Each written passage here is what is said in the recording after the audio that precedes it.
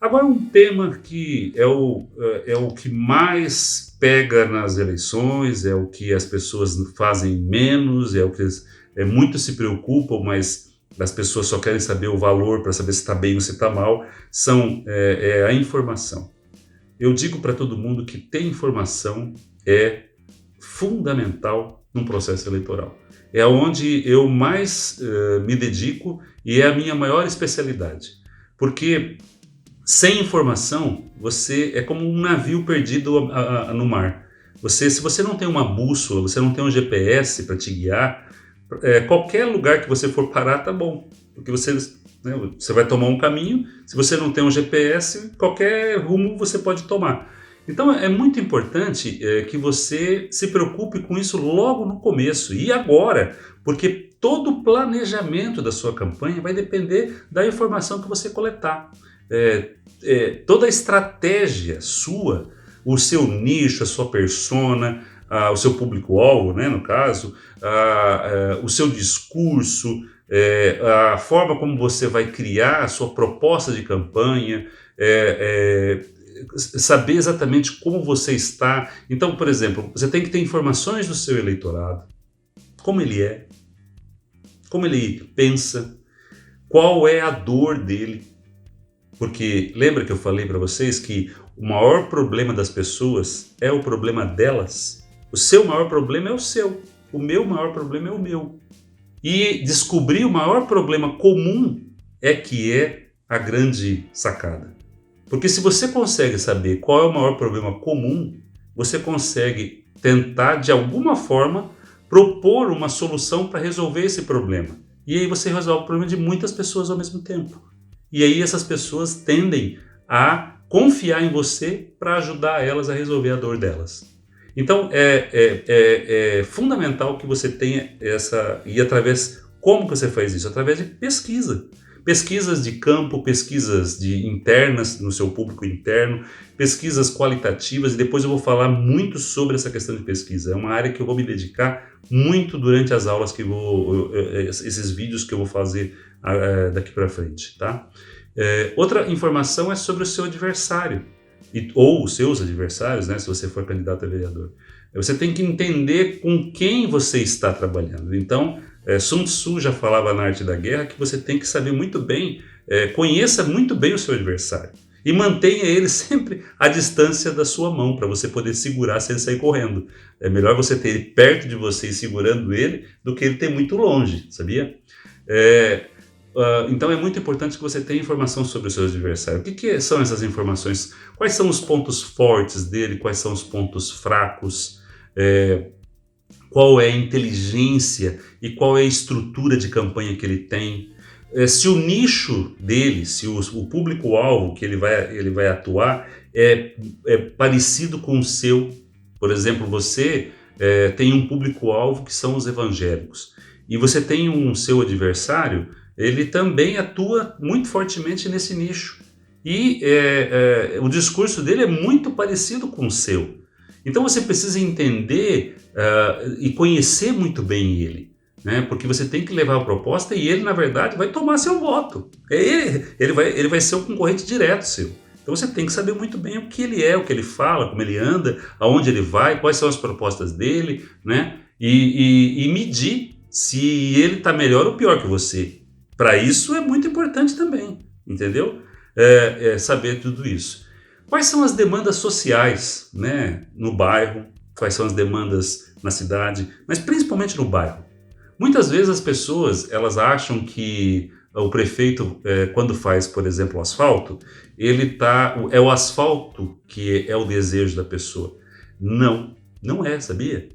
Sabe qual é o desejo da pessoa quando ela recebe o asfalto? Não é ter o asfalto da frente de casa, é não sujar o pé quando ela sai de casa. É a dona de casa não ter que ficar limpando a poeira todo dia que chega na casa dela. Sabe? O asfalto, ele não é o fim, entende? O fim do desejo, sabe? Ele é só o motivo. Ele sabe que se tiver o asfalto, vai melhorar a vida deles, vai resolver a dor deles, né? Então por isso você tem que saber muito bem qual é a dor de cada candidato. E a pesquisa é fundamental. A sua imagem e a imagem do seu adversário.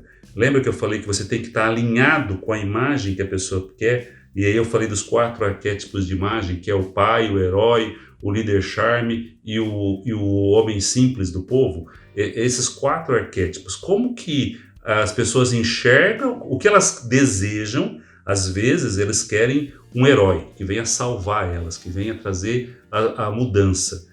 E você precisa ter uma imagem parecida. Então você tem que trabalhar a sua imagem para ter uma semelhança naquilo que a população quer. Uma imagem que foi trabalhada, lembra que eu falei no vídeo passado, é do Lula, que ele tinha uma imagem de um homem metalúrgico, simples, do povo, e aí ele participou de 4 eleições e na quarta ele conseguiu êxito, mas ele se transformou totalmente. Ele não era mais o mesmo daquela primeira eleição. Ele tinha terno, gravata, barbinha bem feita, virou Lulinha Paz e Amor, tudo isso aconteceu com ele. Então você tem que adequar a imagem para o momento político ou para a região que você está trabalhando. Até o discurso dele mudava. Quando ele ia para a periferia, ele falava de uma forma, às vezes até com palavras erradas, e quando ele ia para um jantar de empresários, ele tinha um vocabulário muito mais refinado, porque ele estava dentro de um outro público, e tudo, a gente fala que tudo comunica, né? Tudo comunica. É muito importante que você tenha essa noção, né? Outra coisa é a intenção de voto. Como que está a intenção de voto? E aí você tem que medir isso, né? E um dos fatores mais importantes agora, nesse momento das eleições, é a rejeição. A rejeição é um fator de muita análise. Para prefeito, por exemplo, se você tem mais que 30% de rejeição, você já tem um problema muito sério. Por quê? Porque você tem uma bola, eu digo que as pessoas quando tem 30% de rejeição, tem uma bola de ferro no pé. E elas não conseguem, às vezes, caminhar com uma bola de ferro no pé. Porque é muito pequeno a margem que ele tem. Ele precisa de 20% ali, ele não pode, se ele já tem 30%, ele tem 70%. Se o candidato, o adversário dele, tiver 40 e poucos por cento e tiver mais 2 candidatos concorrendo, ele com os 30 ele está liquidado. Então, a rejeição dele ou dos opositores a ele é muito importante que seja avaliada agora, né? E outra coisa que a gente precisa medir nas pesquisas é o potencial de crescimento. Qual é o potencial que essa pessoa tem para crescer? Se ela é pouco conhecida, às vezes é muito bom, sabia? Às vezes ela tem uma pequena rejeição e ela é pouco conhecida, significa que ela pode caminhar muito. Eu já vi inúmeras eleições onde a pessoa saía com 3, 4% de intenção de voto, porque ela era pouco conhecida e ela acabava sendo vitoriosa. Um exemplo clássico, se eu não me engano, foi Covas, em São Paulo. Ele partiu com 3% e virou governador.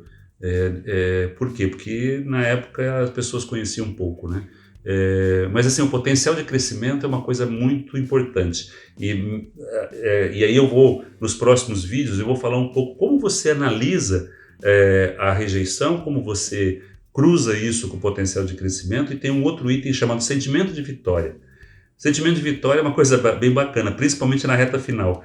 É aquela coisa assim, olha, eu voto em fulano, mas eu acho que quem vai ganhar é ciclano. Por que o sentimento de vitória é importante? Porque você, através dos indecisos, você sabe aonde tende aquela massa. E muitas vezes 10%, 12% de indeciso são as pessoas que definem a campanha. Então assim, trabalhar com os indecisos e saber qual é o sentimento de vitória, às vezes é o fator decisivo para poder ganhar a eleição. Às vezes os 2 candidatos estão muito próximos ali, brigando ali, ó, pau a pau. E o sentimento de vitória, ele é fundamental naquele momento para saber o que essas pessoas pensam. Então, se você pega os indecisos e você consegue descobrir através da pesquisa qual é o fator que deixa eles indecisos, quais são os fatores dos 2 candidatos, ele é indeciso por causa disso, porque ele não tem certeza nisso, né? E se você conseguir quebrar essa objeção, a probabilidade de ele converter o voto para você é muito grande. E principalmente quando a pessoa vem numa tendência de crescimento.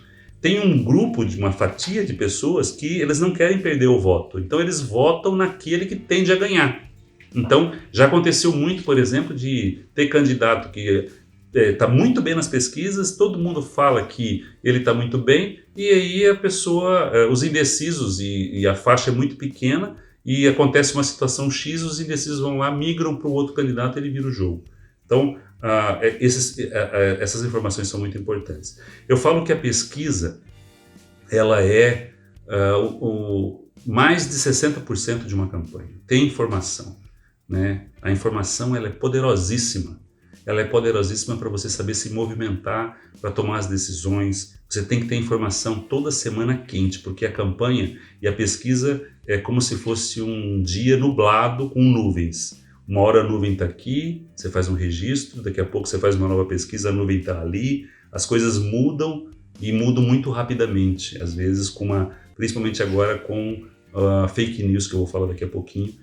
As pessoas são muito manipuladas pelas mídias sociais. Existe uma forte manipulação e, dependendo do que acontece, a campanha pode dormir de um jeito e acordar de outro.